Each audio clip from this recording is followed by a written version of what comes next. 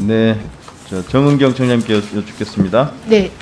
코로나 전국에서 정부 당국이 개인 방역을 굉장히 강조하고 있죠. 네. 특히 손 씻기와 마스크 쓰기 등을 강조하고 있습니다. 네. PPT 한번 보겠습니다.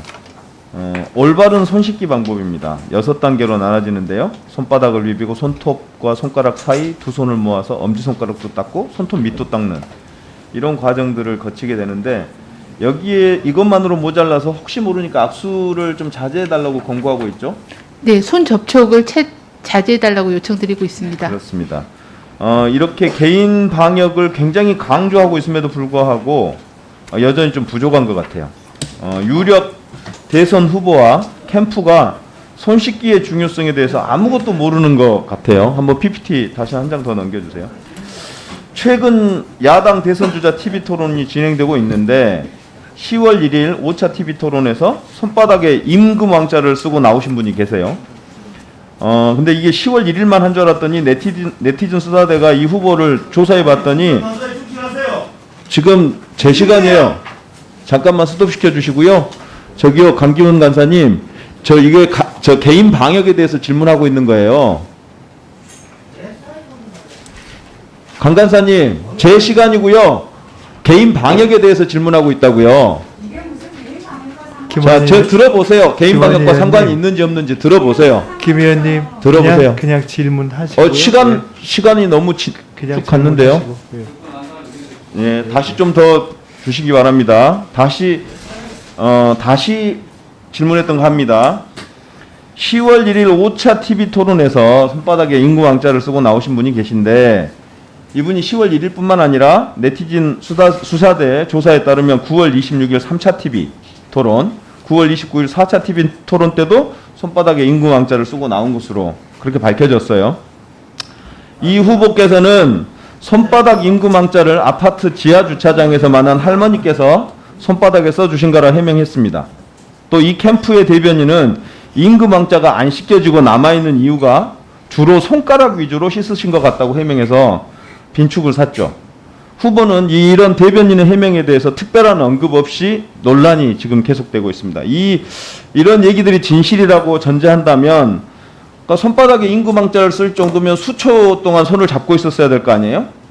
악수를 하지 말라는 정부의 공고를 몰랐거나 어겼거나, 여하튼 개인 방역 수칙 위반으로 보이는데 적절치 않아 보여요. 우리 청장님 생각 어떻습니까?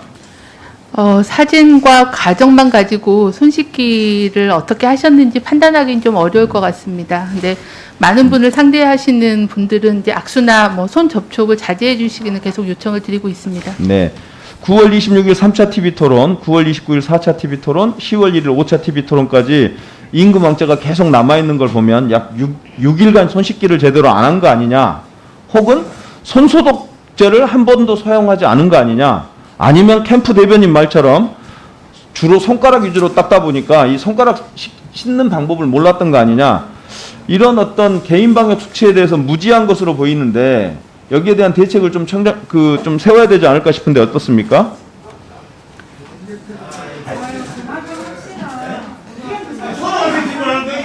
저기요, 간사님. 손을 잡았잖아요. 무슨 손을 잡아요? 손 안 쓰고 어떻게 써요, 그러면? 아니, 잠깐만요. 아니, 손을 안 잡고 어떻게 손가락. 그러니까 제 시간 제가 쓰는 거니까요. 그러니까, 아니, 제 시간 제가 쓰는 거예요. 좀 가만 계세요. 이제 마지막 마무리 질문, 괜히 더 길어지잖아요, 질문이. 예, 뭐라고요, 질문 지금? 마무리하시고. 무슨 소리예요, 지금? 무슨 소리겠냐? 이걸 뭐 국회의원한테 해야 됩니까? 자, 강기훈 간사님, 여야 저 차분하게 질문하고 있어요. 질문 마무리하시고 또 다음 네. 질문 넘어가시죠. 예. 저 간사님, 저 질의할게요. 강기훈 간사님, 저 질의할게요. 자, 어쨌든 제가 할 얘기가 몇 가지 더 지적하고 싶은 게 있습니다만은, 대한민국 어린이들도 다 알고 있는 이 손 씻기 방법을 대한민국을 책임지겠다는 유력 대선 주자와 캠프가 모르고 있다는 사실에, 이런 충격적인 사실을 목도하면서 정부 당국의 책임을 묻지 않을 수 없어요. 손 씻기에 대한 교육과 홍보를 좀 더 강화해 주시기 바랍니다. 네, 열심히 홍보하도록 하겠습니다. 네. 자, 일상적 단계 회복 시대로 접어듭니다. 재택 치료 시스템의 필요성에 대해서 정은경 청장님께 계속 질의하겠습니다. 지난 10월 1일 중수본에서는 단계적 일상 회복을 위해 병상 운영 효율화, 환자 분류 체계 개선, 그리고 재택 치료 활성화 등 의료 대응 체계를 발표하셨죠? 네. 단계적 일상 회복이야말로 오랜 기간 우리 사회적 거리두기에 지친 우리 국민들이 모두 반기는 그런 정책인데요. 사회적 거리두기는 어떻게 변경됩니까? 현재 그 단계적 일상 회복 이후의 사회적 거리두기 단계 조정에 대해서는 내부적으로 검토 중에 있습니다. 그래서 부처나 지자체 국민 의견 수렴을 하고 전환 로드맵에 대해서는 말씀드릴 예정입니다. 네, 그 올해 제가 이제 자료를 받아보니까 올해 생활치료센터 입소자 12만 3천 명 중에 격리 도중에 발열이나 호흡기 증상 등이 나타나서 감염병 전담병원으로 이송된 사람이 한 19,700명 정도 되더라고요. 네. 그러니까 전원율이 한 16% 정도 됩니다. 그러면 이러면 무증상자가 재택치료를 하던 중에 상당수는 재택치료를 받는 도중에 증상 악화로 병원으로 전원을 해야 되는 상황이 예측되잖아요. 네, 가능합니다. 그런 가능성이 굉장히 높아 보입니다. 그러면 생활치료센터는 24시간 의사가 상주하니까 그런 어떤 경과 관찰을 해서 즉각적인 조치가 가능한데 집에서 야간에 증상이 심화됐을 경우에 이런 병원 전원 문제라든가 혹은 이런 이송 문제를 어떻게 처리하실 계획입니까?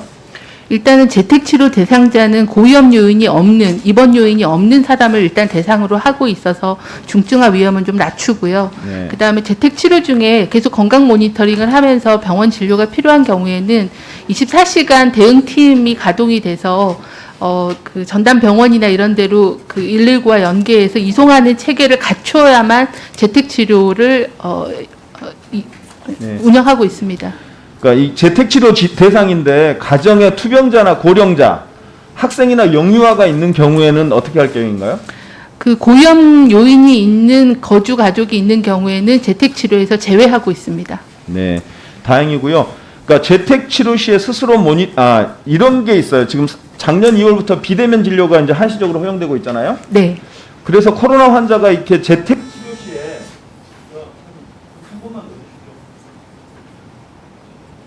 재택치료 시에 이런 증상을 모니터링하고 의료진과의 연락을 위한 그런 시스템 구축이 좀 필요해 보이는데 어떻습니까?